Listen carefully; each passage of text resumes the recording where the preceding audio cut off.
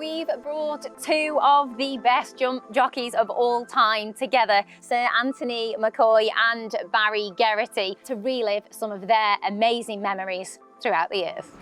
Away they go then for the William Hill Trophy Handicap chase. Witchita Lineman, he didn't have loads of experience, he was a novice, but he was 4 or 5 to 1 favourite for this. He wasn't a bad jumper, he just had his own way of doing it, and he wasn't a particularly quick horse. You know, this is a very competitive handicap. He was a little out of his comfort zone pretty much from a very early stage. Trying to pick up Witchita Lineman, the favourite, is in the middle of the field, saving ground all the way up the inside for AP McCoy, the white-faced gelding Witchita Lineman. But I knew that if I could sort of keep him in contention and keep him jumping, that he'd always have a chance. He doesn't look the scopiest individual. He made lots of mistakes this day, didn't he? Yeah, he wasn't an overly big horse either. There was no such thing as just sit up his neck and leave it to his own devices. He needed help. You had to be eyeing your fences up from a long way out. I don't even know why I ended up down the inside on him. I just thought it was where I was going to get the best pitch, and I thought I could manage him better that way than having him in the middle of everything where he might have horses either side of him. There's more movement out wider than there is. A little more movement. If he's trapped in on the rail there, he's not as able to side the fences because there's horses in the way. I can focus him on the rail, and I've only got one horse on the outside of me to worry about in terms of jumping. I think this is where he made his first mistake. He got on a little close and just pecked a little bit. The Sawyer jumped it well on the inside. A mistake by Witchita Lineman, almost paid the penalty there. Good recovery by both horse and jockey. The favourite racing in about 10th place at this stage. He had a little tendency to go to his left a little bit, and because when he did it there, he jumped into the upright. Whether it just knocked him confidence-wise a little bit, and whether it just frightened him a little bit, I'm not so sure. And then you're spending time now getting that back, your next few fences. And you can see now all of a sudden I've gone from actually having him on the bridle to thinking, and then he jumped that fence up in the air. He lost a bit of ground, was slow at it, and I'm thinking, oh, here we go.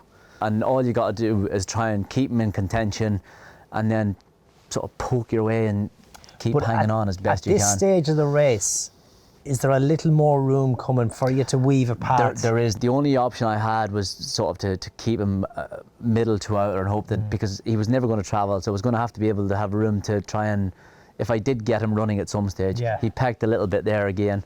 But do you know what? I always thought this horse never got enough credit because he was unbelievably brave and unbelievably tough. And no matter how good someone says you are in a horse, how good a ride you give him, the horse needs to do it for you. The horse needs to help and when you. they're not perfect jumpers, i.e. he's not making ground up at his fences, he's losing it. He's then got to be brave enough and, to keep finding and, and keep jumping. Because he's out of his comfort zone. You could see in the first circuit when he was going at his own pace, he jumped away fine. But he's all hard. The one thing that I knew about him was I knew that he had unbelievable stamina, and I knew that in this race, lots of horses have come from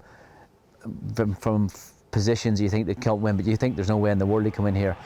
And making their way down now towards the last 3 fences here in the William Hill Trophy Handicap chase, and the Sawyer's not really been headed. On the inside, he goes by about a neck up at this stage on Ollie McGurn. Comply or Die struggling now back in third to maintain his position. Wind Instrument, Todd Whiskey, Nenefar Calange. Behind these then is Dear VA. Maljamar's Orange Jacket making up good ground. Then comes Edipe on the outside with Lac Dudal. Witchita Lineman is not making much of an impression. Again, a shoddy jump by the favourite.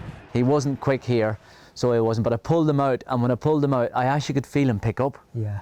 And I thought, and I let him. I thought, if I run back in again and keep close enough, I'll leave the running, pull him back out again until I get into the straight or around into the straight. Yeah.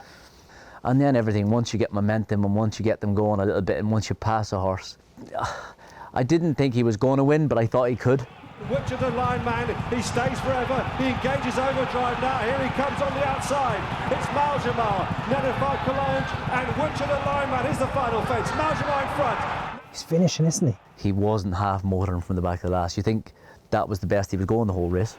50 yards left to go, here comes Witchita Lineman with a charge, he gets there, Witchita Lineman for Adrian McCoy. I always felt guilty for the horse because I never thought the horse ever got enough credit. He could be the best jockey in the world. Willing partner. You need a willing partner. He needs to want to do it. And that was the one thing I felt about that horse. He had unbelievable will to win.